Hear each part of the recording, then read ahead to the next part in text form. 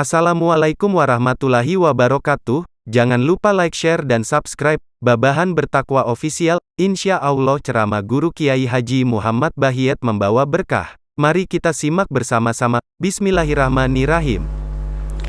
Bismillahirrahmanirrahim. Alhamdulillahirabbil alamin. Wabihi nasta'in ala umurid dunya waddin. Wassalatu wassalamu ala ashrafil anbiya wal mursalin Sayyidina maulana Muhammadin wa ala alihi wa sahbihi ajma'in. Qala al-musannif al-imam hujjatul islam Abu Hamid Muhammad bin Muhammad al-Ghazali rahimahullah wa nafa'ana bi'ulumih. Wal khairatu wat ta'atu kulluha hiya allati turadu biha al-akhirah wasyururu kulluha hiya allati turadu biha ad-dunya lal akhirah. Wa mailun nafsi ila al-khairatil ukhrawiyyah wa insirafuha 'anid dunyawiyyah huwa alladhi yufarriguha lidh-dhikri wal fikri wa la yata'akkada dhalik illa bil muwadhabati 'ala a'mali ta'at wa tarkil ma'asi bil jawarih li'anna bainal jawarihi wa bainal qalbi 'alaqah hatta annahu yata'atharu kullu wahidin minhuma bil akhar fataral 'udwa idza asabathu jarahatun ta'allama bihal qalbu wa taral qalba idza ta'allama bi'ilmihi bimauti azizin man a'azzat min a'izzatihi aw bihujumi amrin mahubin ta'assarat bihil a'dha warta'adatil farais wa taghayyara al-lawn illa anna al-qalba huwa al-aslul matbu' wa ka'annahu al-amiru war-ra'i wal jawarih kal khadami war-ra'aya wal atba' fal jawarih khadimatun lil qalbi bi ta'kidi sifatiha fihi ila akhir. Maksud daripada perkataan Al-Imam Hujjatul Islam Al-Ghazali rahimahullah, kebaikan dan taat semuanya adalah yang dikehendaki dengan akhirat. Kebaikan dan taat semuanya adalah yang dikehendaki dengan akhirat. Dan semua kejelikan semuanya adalah yang dikehendaki dengan dunia, tidak akhirat. Sembahyang itu bisa menjadi satu kebaikan, bisa menjadi satu taat apabila sembahyang itu dikehendaki dengan akhirat. Bersedekah menjadi satu kebaikan, menjadi satu perbuatan taat apabila dimaksudkan dengan sedekah itu adalah akhirat.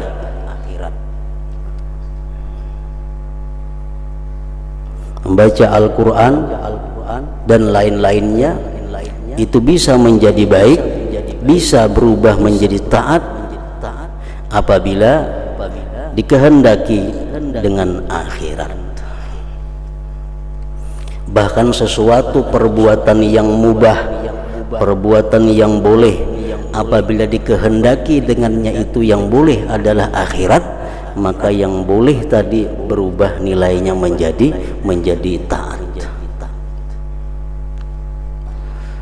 Yang dimaksudkan dengan akhirat itu adalah takut atas api neraka, atau ingin masuk ke dalam surga, atau untuk mendapatkan keridhaan Allah Subhanahu wa ta'ala, itu termasuk di dalam kalimat akhirat. Orang bersedekah dengan tujuan agar terhindar dari api neraka, atau dia bersedekah dikehendaki dengan sedekah itu agar dia bisa masuk surga, atau dikehendaki dengan sedekah itu agar dia bisa mendapat keridhaan Allah. Nah, sedekah itu adalah merupakan satu kebaikan dan taat karena dikehendaki dengannya akhirat. Perbuatan yang boleh seperti makan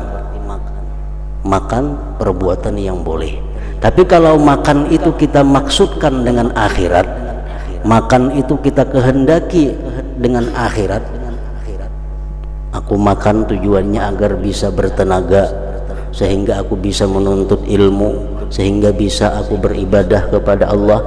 Nah, maka makan tadi pun berubah menjadi kebaikan.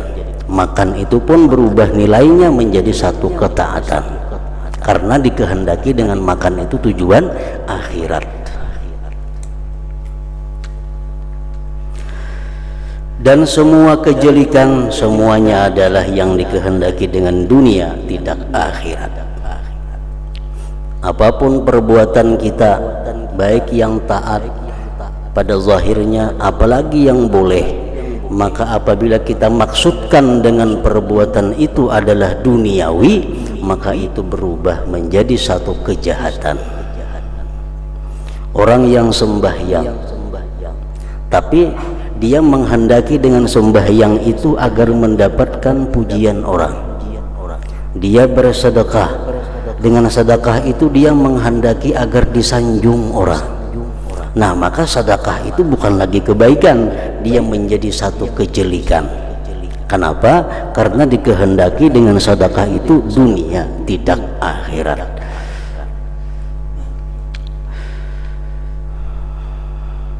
Semua kebaikan dan taat semuanya adalah yang dikehendaki dengan akhirat, dan semua kejelikan semuanya adalah yang dikehendaki dengan dunia, tidak akhirat.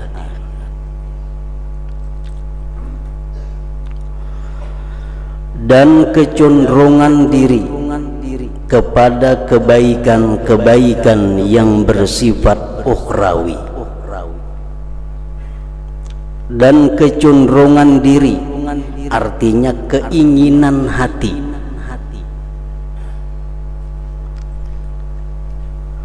keinginan hati kepada kebaikan-kebaikan yang bersifat ukhrawi.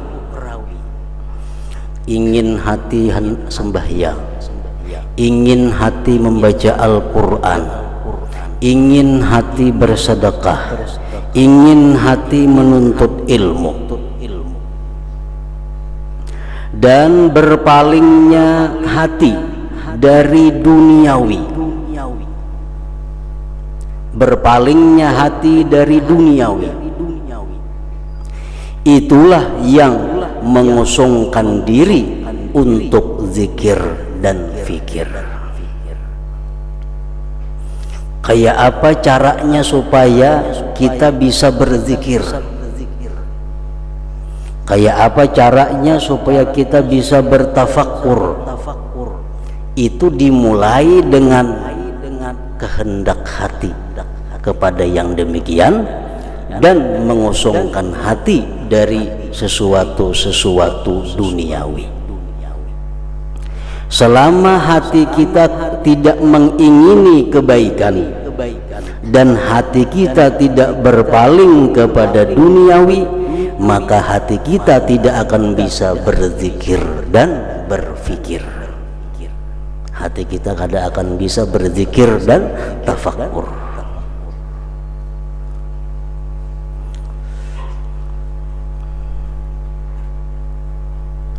Jadi keinginan hati hendak membaca Al-Quran,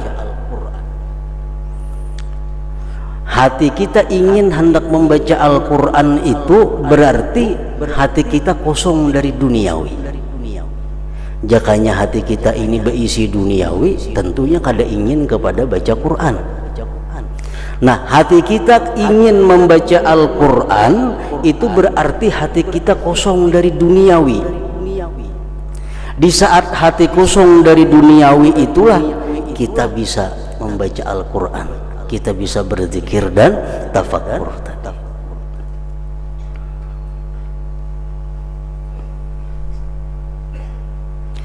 Dan demikian itu tidak menjadi kuat,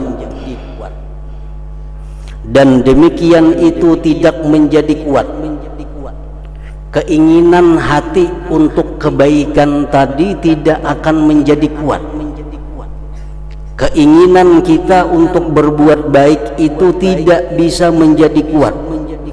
kecuali dengan mengekali atas amal-amal taat dan meninggalkan perbuatan-perbuatan maksiat dengan anggota-anggota badan.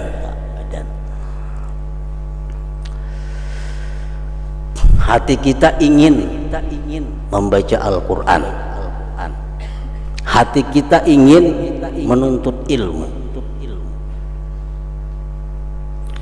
Nah, keinginan itu supaya kuat mesti dibantu dengan pekerjaan-pekerjaan anggota tubuh yang zahir, dengan menghindarkan diri daripada maksiat-maksiat anggota zahir dan melakukan ibadah-ibadah yang zahir.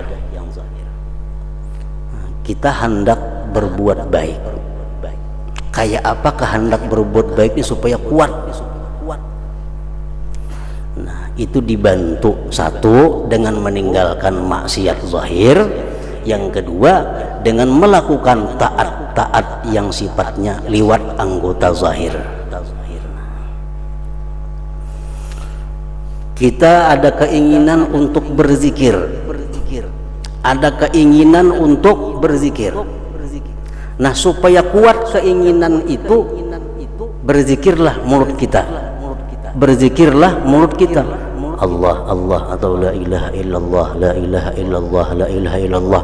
Nah, kalimat la ilaha illallah yang keluar di mulut kita itu memperkuat keinginan hati yang ingin berbuat baik tadi. Apabila hati kita berkeinginan berbuat baik, hati kita ingin untuk berzikir, tapi di mulut kita ini mengata sesuatu yang sia-sia. Di mulut kita ini mengata perkataan yang diharamkan Allah.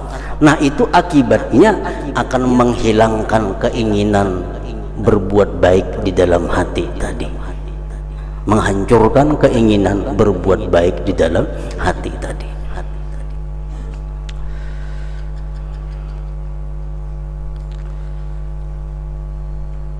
Jadi begitu hati kita ini ada ingin untuk baca Quran, cepat baca Quran. Hati kita ingin membaca salawat, lah kasih mulut kita membaca salawat. Karena salawat yang keluar di mulut itu akan memperkuat kehendak hati membaca salawat tadi.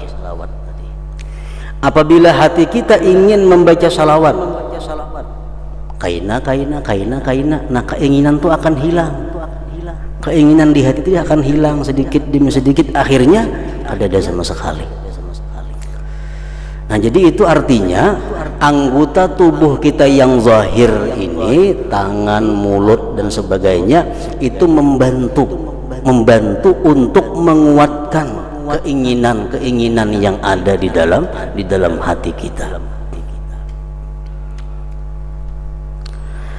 Karena antara anggota badan dan hati ada hubungan.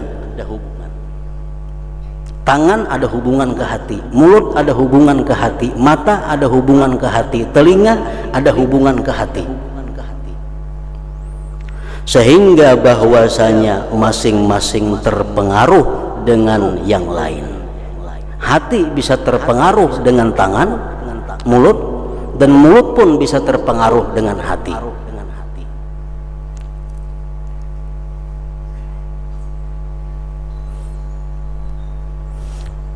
Buktinya anggota zahir ini berpengaruh kepada hati dan hati berpengaruh kepada anggota zahir. Buktinya, maka kamu dapat melihat suatu anggota badan apabila terkena luka. Kita melihat anggota badan kita, umpamanya di wajah kita, kan wajah anggota zahir ngaranna. Kita melihat di wajah kita ini timbul bisul, maka hati merasa sakit. Sakit hati kita. Padahal nang sakit tuh wajah nang kana bisul tuh wajah anggota zahir, tapi hati kenapa sakit? Nah, itu menunjukkan bahwa anggota zahir berhubungan dengan hati, berpengaruh kepada hati. Dan kamu melihat hati apabila merasa sakit dengan mengetahui dengan kematian salah seorang dari teman-teman dekatnya, atau dengan mendadaknya sesuatu yang menakutkan, niscaya anggota badan terpengaruh dengannya, sendi-sendi bergetar dan warna muka berubah. Kita mendengar kabar orang yang kita cintai mati. Orang yang kita cintai mati. Hati kita sakit. Nah, muka jadi pucat. Sendi-sendi jadi bergetar. Padahal sakit nih hati.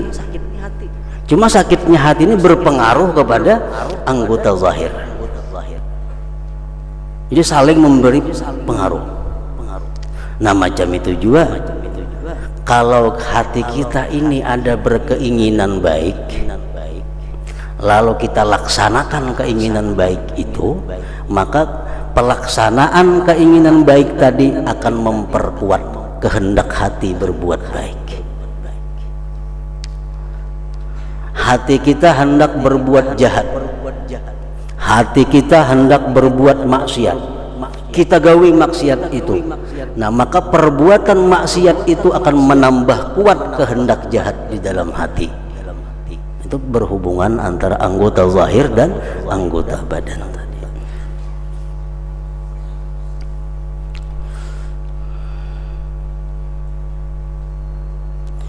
Imam Ghazali mengatakan dalam kitab Ihya Ulumuddin masalah ini, wa kullu syahwatin ittaba'ahal insan irtafa'a minha zulmatun ila qalbi kama yartafi'u an nafasil insan zulmah ila wajhil mir'atis saqilah.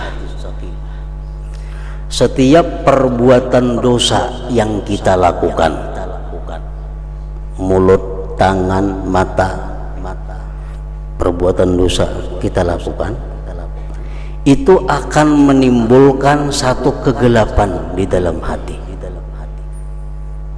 Jadi berhubungan ke hati. Perbuatan dosa yang kita lakukan itu akan menimbulkan zulmah, kegelapan di dalam hati. Hendak membayangakannya Jersidin, sebagaimana kita bernapas di cermin yang mengkilat. Ini cermin mengkilat, kita bernapas, otomatis cermin jadi kabur. Nah, macam itulah perbuatan maksiat zahir. Perbuatan maksiat zahir akan mengaburkan hati kita. Fa intara kamat zulmatus syahwat sara raina. Kalau maksiat zahir ini selalu diperbuat, akan bertambah-tambah kegelapan di dalam hati. Kalau kita bernapas terus di cermin nang mangkilat tadi, akhirnya muka kita kada kelihatan lagi. Bernapas terus di cermin nang mangkilat, bernapas, keluar napas, akhirnya cermin nang baik nang mencilang jadi kabur. Nah, bila sudah kalawasan nang demikian itu, maksiatnya sudah kebanyakan, nah maka itu akan berubah menjadi tab'an, menjadi tabiat. Nah, ini yang berat, menjadi tabiat. Itu sudah ngalih membuanginya, sulit membersihkannya. Nah, itu pengaruh hubungan antara anggota zahir dan anggota batin hati kita. Melainkan bahwasanya hati itu adalah pokok asal yang diikuti. Hati pokok asal yang diikuti. Maka ia si hati seolah-olah amir dan pemimpin, dan anggota badan seperti pelayan rakyat dan pengikut. Anggota badan adalah pelayan bagi hati dan penguatan sifatnya pada hati. Jadi tangan ini merupakan prajuritnya si hati, dan tangan ini pun akan memberikan penguatan kepada si hati tadi. Maka hati adalah yang dimaksud. Yang dimaksud adalah hati. Sebagaimana kita dengar dahulu firman Allah, yauma la yanfa'u malun wala banun illa man atallaha biqalbin salim. Pada hari kiamat itu harta anak tidak ada gunanya. Yang bisa berguna apa? Hanya hati yang selamat. Nah, jadi yang dimaksud itu adalah hati. Tujuan intinya adalah hati. Dan anggota badan adalah alat yang menyampaikan kepada maksud. Karena itulah Rasulullah sallallahu alaihi wasallam bersabda, inna fil jasadi mudghatan idza salahat salahal sairul jasad. Sesungguhnya dalam tubuh manusia ada segumpal daging yang apabila ia baik, niscaya baik sekalian tubuhnya. Nah, maksudnya segumpal daging itu adalah hati. Dari hati yang baik keluar tingkah laku yang baik. Dari hati yang baik keluar kata-kata yang baik. Orang yang berkata-kata kasar, berkata-kata yang kada pantas, itu menunjukkan keadaan hatinya, menunjukkan keadaan isi hatinya. Karena kalau hatinya itu baik, kada akan mungkin kalimat keluar kecuali baik.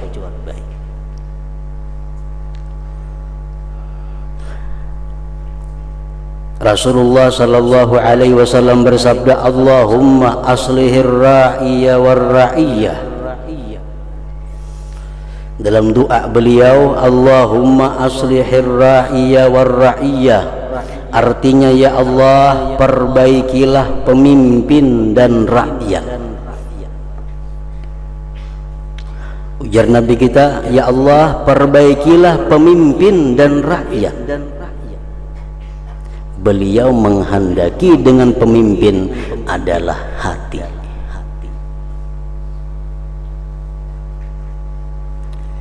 Jadi artinya Allahumma aslihir ra'iyya war ra'iyah, Allahumma aslihil batina wal zahir. Ya Allah, baikkan batin dan zahir. Karena zahir itu raksana rakyat, pengikut kepada yang batin.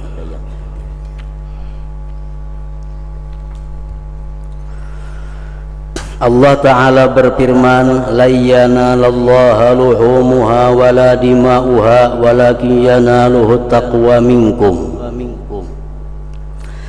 Artinya daging-daging kurban itu dan darah-darahnya sekali-kali tidak dapat mencapai keridaan Allah, tetapi ketakwaan daripada kamulah yang dapat mencapainya. Takwa adalah sifat hati. Kita berkurban, menyembelih sapi, darahnya mengalir, dagingnya kita bagi-bagi. Sampailah darah dagingnya itu kepada Allah, kada sampai. Nang sampai kepada Allah apa? Takwanya itu. Kita berkurban itu tujuannya apa? Kita berkurban itu menjunjung perintah Allah. Takwa artinya. Dan itu sifat hati. Takwa sifat hati. Jadi yang sampai kepada Allah bukan daging kurbannya, bukan darahnya, kulitnya. Yang sampai kepada Allah hanya sifat hati, ketakwaannya. Niat kita berkurban itulah yang sampai kepada Allah.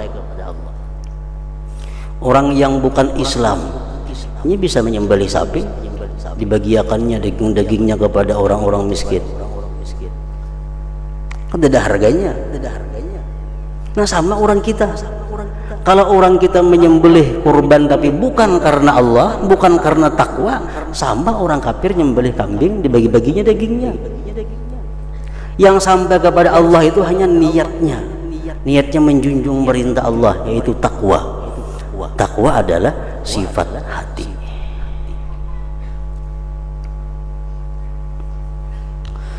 Maka dari segi ini wajib dengan pasti bahwa adalah amal perbuatan hati secara jumlah lebih afdal daripada gerakan-gerakan anggota badan. Di Madinah ada orang muslim mukmin, ada orang munafik. Orang munafik sembahyang ke masjid, Jumat ke masjid. Orang mukmin sembahyang juga. Sembahyangnya sama, sujudnya sama, rukuknya sama, bacaannya sama. Tapi yang sampai kepada Allah sembahyangnya orang mukmin. Kenapa? Karena orang mukmin itu sembahyang adalah niatnya takwa. Sedangkan orang munafik niatnya sembahyang apa? Menjaga keselamatan dirinya daripada ancaman hukuman dunia.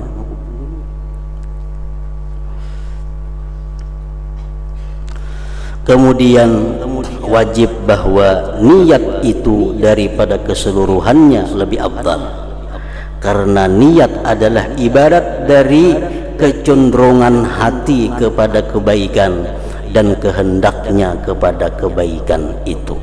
Nah, pengertian niat itu Jasiuddin adalah keinginan hati kepada kebaikan dan kehendaknya kepada kebaikan itu. Tujuan kami dari amal perbuatan dengan anggota badan adalah bahwa hati membiasakan kehendak kebaikan agar si hati kosong dari nafsu syahwat keduniaan dan ia terjun kepada zikir dan fikir.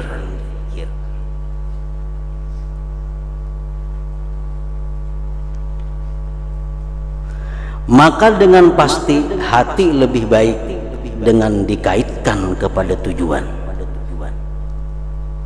karena ia bertempat dari diri maksud. Yang dimaksud itu apa? Yang dimaksud itu hati kita bisa berzikir dan tafakur. Yang dimaksud hati kita bisa berzikir dan tafakur, itu maksudnya. Agar hati kita bisa berzikir dan tafakur, itu mesti ada kehendak untuk itu, mesti ada keinginan untuk itu. Nah, keinginan ini akan kuat bila dibantu oleh anggota tubuh zahir, akan kuat bila dibantu tubuh zahir. Maka dengan pasti hati lebih baik dengan dikaitkan kepada tujuan, karena ia bertempat dari diri maksud. Yang dimaksud ini kan hati. Bila mana hatinya selamat, dia akan bahagia bertemu Allah, dia akan senang bertemu Allah, dia mati dalam keadaan bahagia. Tujuannya itu. Nah, kehendak berbuat baik itu dari hati, sedangkan perbuatan zahir hanya memperkuat. Dan ini sebagaimana perut apabila merasa sakit, maka kadang-kadang ia diobati dengan diletakkan ulisan atas dada, dikasai, dan diobati dengan minuman dan obat yang sampai ke perut. Maka minuman itu lebih baik daripada mengulis dada, karena mengulis dada itu juga yang dikehendaki adalah menjalarnya pengaruh dari dada sampai ke perut. Maka apa yang menjumpai perut, obat langsung ditagup itu. Maka apa yang menjumpai perut itu sendiri, itu adalah lebih baik dan lebih bermanfaat.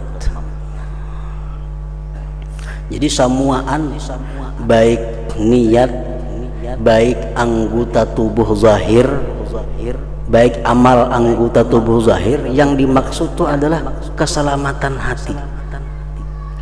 Niat tujuannya apa? Supaya hati selamat. Anggota tubuh yang zahir beribadat tujuannya supaya hati selamat. Karena hati selamat ini modal untuk akhirat. Nah, niat langsung ke hati. Sedangkan anggota tubuh zahir melalui proses hanya sampai ke dalam hati melalui perantara. Maka begitu pula semestinya dipahami pemberian pengaruh taat-taat seluruhnya. Karena yang dicari daripadanya adalah merubah hati dan mengganti sifat-sifatnya saja, bukan anggota badan.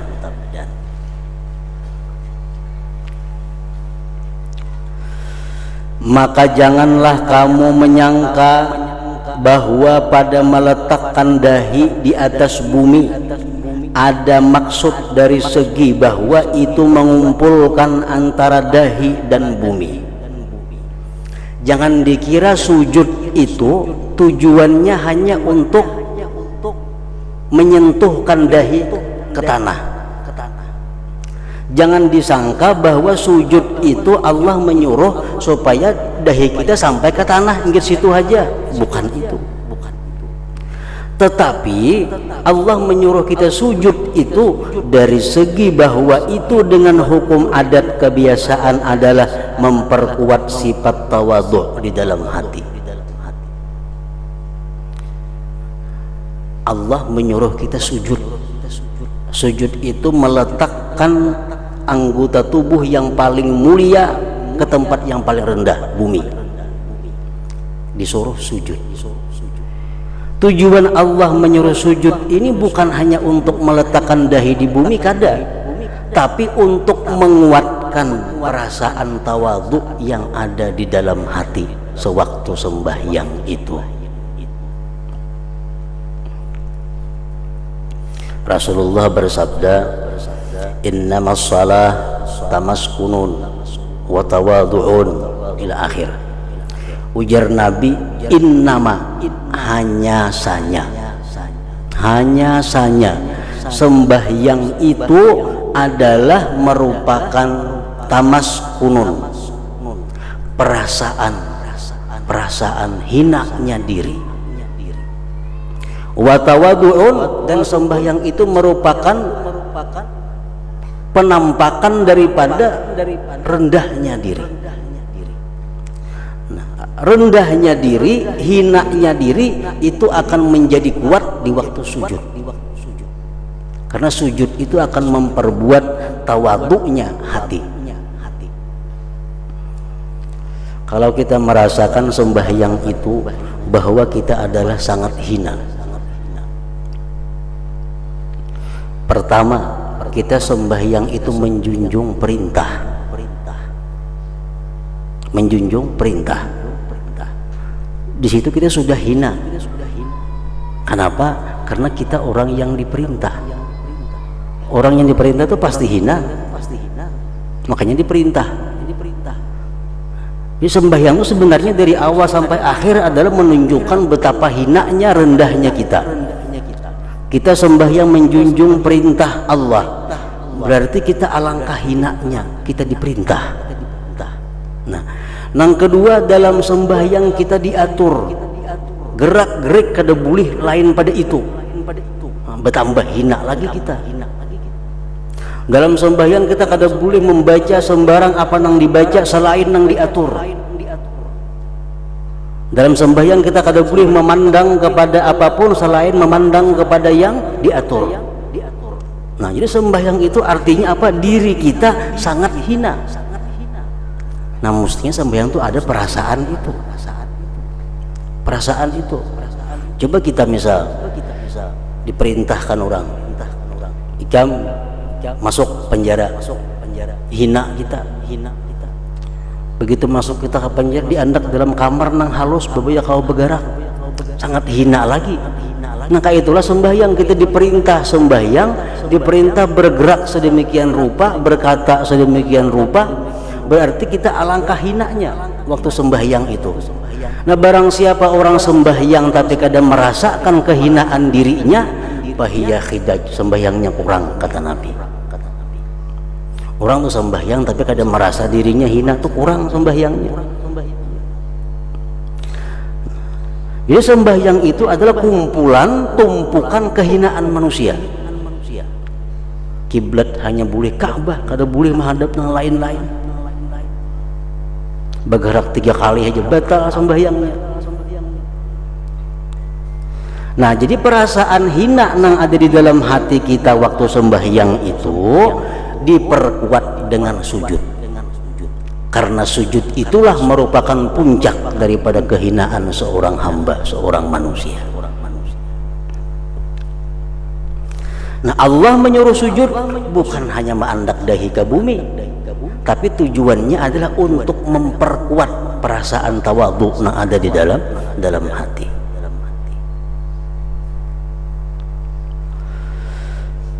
Sesungguhnya barang siapa mendapatkan pada dirinya sifat tawadhu, maka apabila ia merasa tenang dengan anggota badannya dan menggambarkannya dengan bentuk tawadhu, niscaya semakin kuat tawadhunya.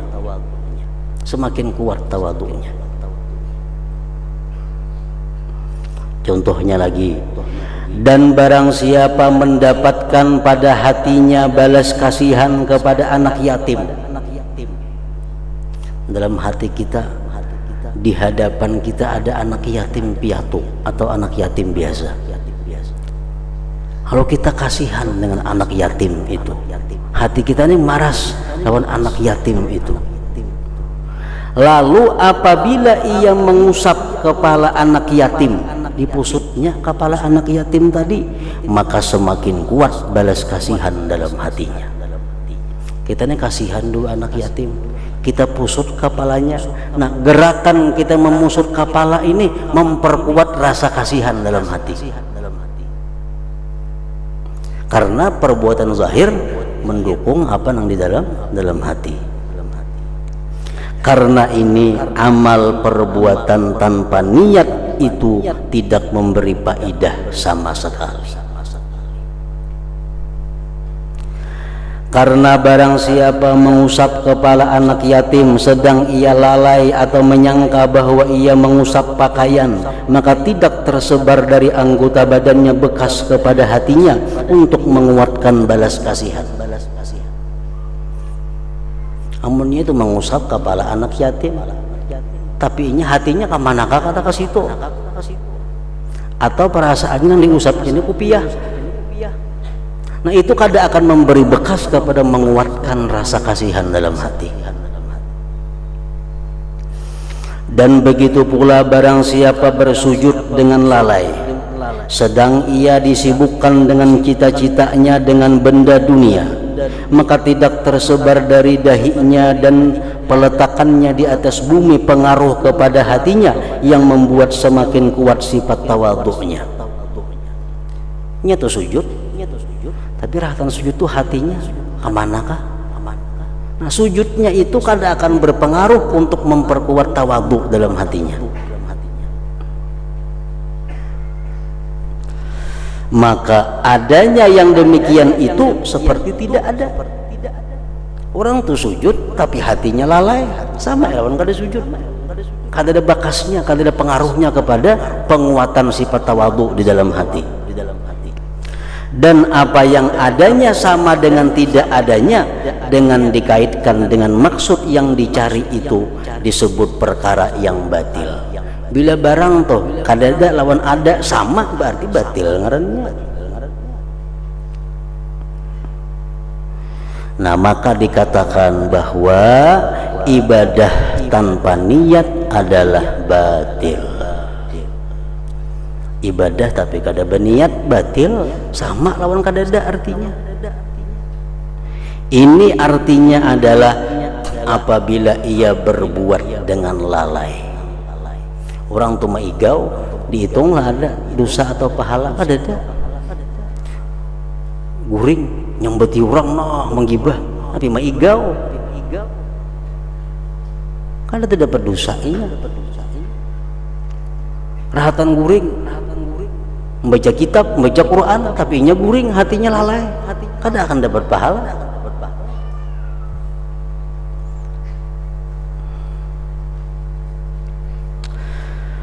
Lalu apabila ia maksudkan dengan perbuatan itu riya atau mengagungkan orang lain, ini nih sujud lalai, itu nol, sama lawan kada sujud. Ini sujud cuma riya, sujud cuma riya, maka tidaklah adanya itu seperti tidak adanya, bahkan ia menambah kejelikan padanya. Jadi ada 3 jenis sujud. Satu, sujud yang hadir hatinya, itu menambah sifat tawadhu dalam hatinya. Ada sujud nang lalai, nol, sama lawan kada sujud. Ada orang sujud cuma riya, itu akan menambah kejelikan dalam hatinya, karena ia tidak menguatkan sifat yang dituntut penguatannya, bahkan ia menguatkan sifat yang dituntut mencegahnya, yaitu sifat riya, di mana ia adalah dari kecenderungan kepada dunia. Maka inilah segi adanya niat itu lebih baik daripada amal perbuatan. Dan dengan inilah pula diketahui arti sabda Rasulullah sallallahu alaihi wasallam, man hamma bihasanatin falam ya'malha kutibat lahu hasanah. Artinya barang siapa mencita-cita dengan suatu kebaikan lalu ia tidak mengerjakannya, niscaya ditulis baginya satu kebaikan. Kenapa ditulis? Karena cita-cita hati adalah kecenderungan kepada kebaikan. Hati kita nih ingin berbuat baik itu sudah pahala, walaupun belum sempat terlaksana.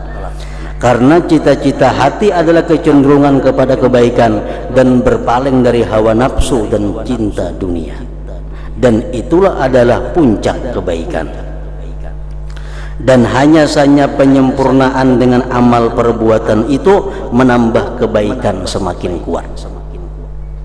Maka tidaklah dimaksudkan dengan mengalirkan darah binatang kurban adalah darah dan daging, bukan itu yang dimaksud, tetapi kecenderungan hati meninggalkan cinta dunia dan mengorbankannya karena mengutamakan keridaan Allah Ta'ala.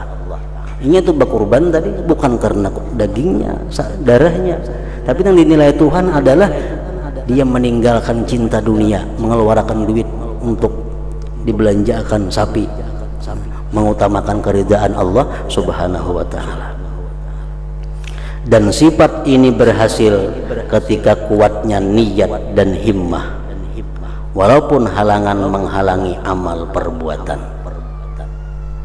Kalau niatnya sudah ada, himmah keinginannya sudah ada, walaupun ada yang menghalangi, tetap dicatat sebagai satu perbuatan kebaikan. Maka firman Allah Ta'ala, la yanallahu luhumuha wala dima'uha walakin yanaluhu taqwa minkum, artinya daging-daging dan darah-darah kurban sekali-kali tidak sampai kepada keridaan Allah, tinggal tidak sampai kepada keridaan Allah, tetapi ketakwaan dari kamulah yang dapat mencapainya. Takwa di sini maksudnya adalah sifat hati. Dan karena itulah Rasulullah sallallahu alaihi wasallam bersabda, inna qauman bil Madinah qad syarakuna fi jihadina. Rasulullah berangkat peperangan. Begitu sampai di tempat perang, beliau bersabda, ujar Nabi kita, ada kawan-kawan kita yang tinggal di Madinah tapi dia dapat pahala seperti kita.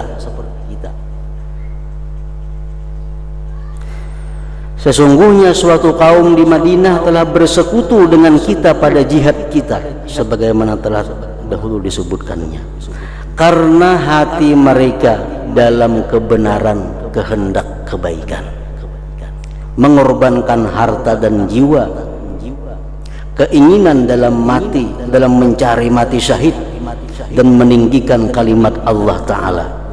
Itu seperti hati orang-orang yang keluar pada jihad. Hanya saja mereka berbeda dengan mereka yang keluar dengan badan karena halangan-halangan tertentu, dengan sebab-sebab yang keluar dari hati.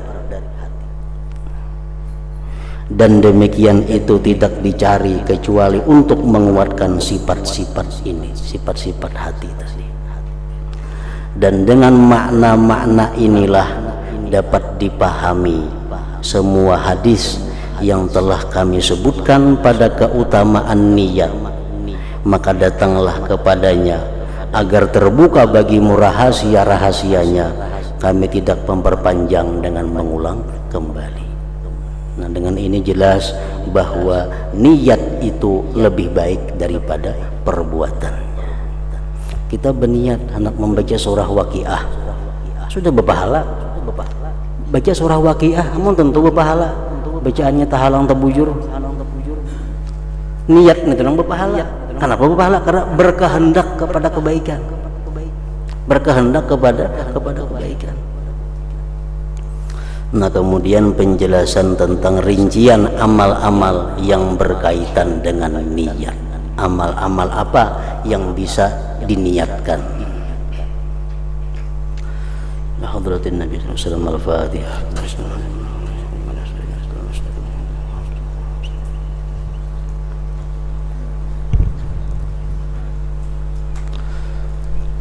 Afdalul dzikri fa'lam annahu la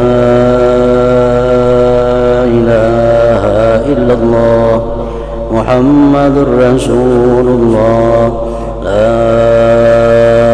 ilaha illallah Muhammadur Rasulullah, la ilaha illallah Muhammadur Rasulullah, la ilaha illallah, la ilaha illallah, la ilaha illallah, la ilaha illallah, la ilaha illallah. Allahu Allah, Allahu Allah, Allahu Allahu Allah, Allahu Allah, Allahu Allah, Allahu Allah, Allahu Allah, Allahu Allah, Allahu Allah, Allahu Allah, Allahu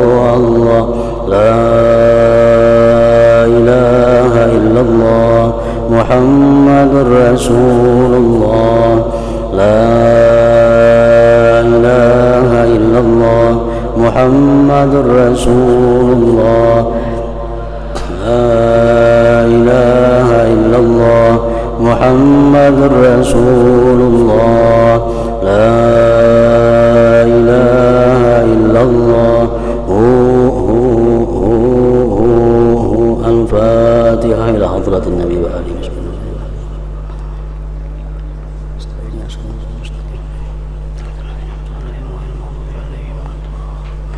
فيا أيها الرجل منه شفاعة وصلوا عليه وسلموا تسليما اللهم صل وسلم. Terima kasih sudah menonton, semoga kita berada di jalan Allah Subhanahu wa Ta'ala, jaga kesehatan dan jangan lupa bahagia, jangan lupa like, share dan subscribe-nya, terima kasih.